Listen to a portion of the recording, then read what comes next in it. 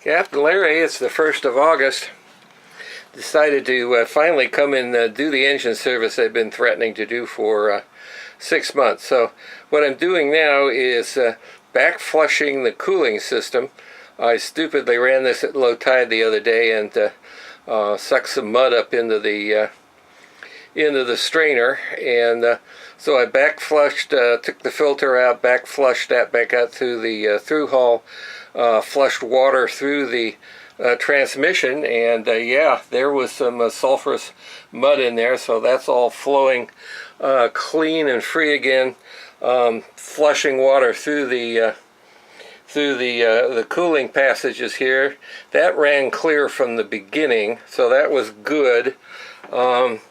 And I'm taking out, going to replace the thermostat, and the thermostat housing is kind of gunked up.